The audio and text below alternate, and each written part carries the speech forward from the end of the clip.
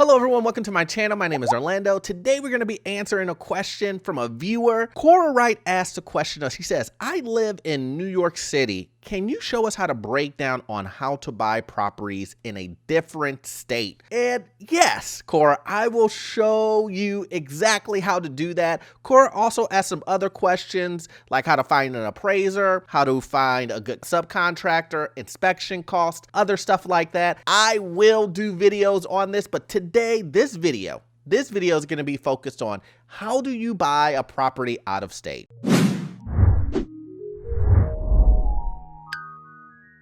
So, on this channel, I'm definitely going to tell you exactly what it is, guys. And when you're looking to get into your first property or a property in general and you want to go out of state, what are some of the reasons why someone would want to go out of state? Well, the number one reason that I find is that maybe your market is really expensive. You're in New York, you're in California, Seattle, Austin now, right? Some of these markets that just have very, very high costs when it comes to purchasing real estate. And to get started, you're gonna have to come up with a pretty, hefty sum of money just to start. Also, the property prices are through the roof. A duplex is $1.5 million, and so on. So the area is really expensive. Second, maybe the rents don't really, aren't catching up with the values of the property. That could be California, New York also. Maybe the regulation in those areas are really tough on landlords.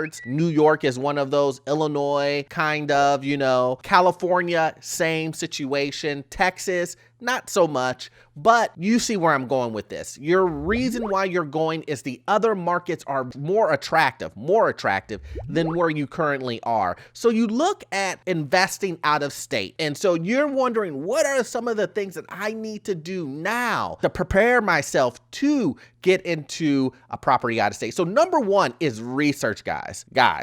I cannot say this any more than I am saying it right now. You have to research. So we have at our fingertips, guys, we have Google. We have all these websites that will allow you to do the research necessary. I need you to go onto Zillow. I need you to go onto other apps and Google and just Google and see what's around the area. Let me give you guys some helpful tips. When I go look at Zillow or I go look at some other places, if I see a property, first thing I'm going to look at is I'm going to look at what are the schools like. Now, not all the time do schools determine how great the area is, but most of the time they do. If I see a 1 out of 10 when it comes to the property right around the corner, I'm gonna be like, it's probably a bad property. Then I start looking at things in the area to determine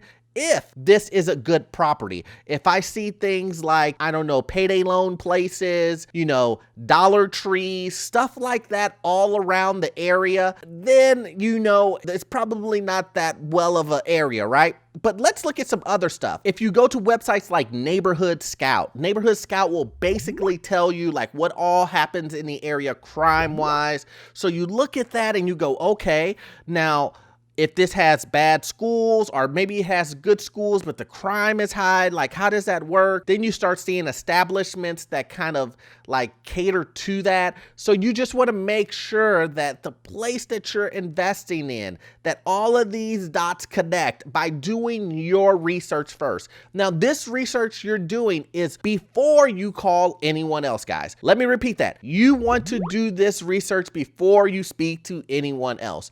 I need you to get the information first, have exactly what's going on with this area in your head before you speak to a professional that may change your mind on the area itself. So once again, what are we talking about? Neighborhood Scout. Look at Zillow, look at the schools, look at the businesses around the property. You want to look at these things and these establishments to kind of figure out exactly what's happening with the area. Okay, so number two is finding multiple realtors. Let me repeat that. Multiple realtor, guys. Now, why do I say multiple realtors?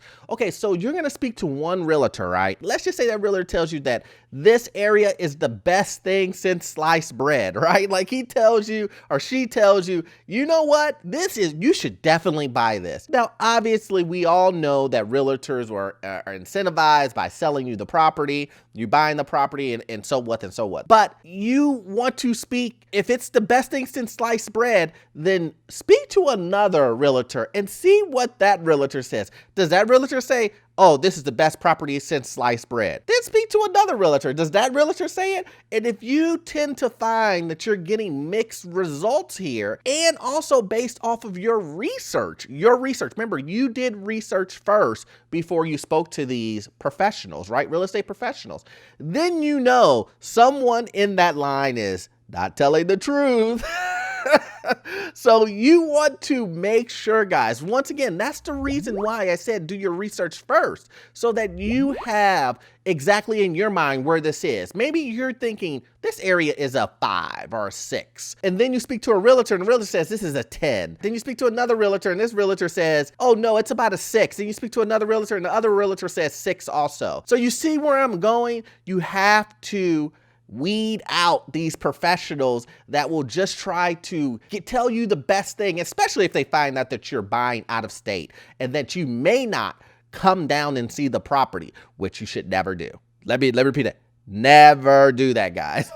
Always come and look at the property yourself. You will save yourself so much headache spending $400 to $500 just coming down to look at the property versus thinking, oh, sight unseen, blah, blah, blah, and everything is going to work out. More times than not, it won't.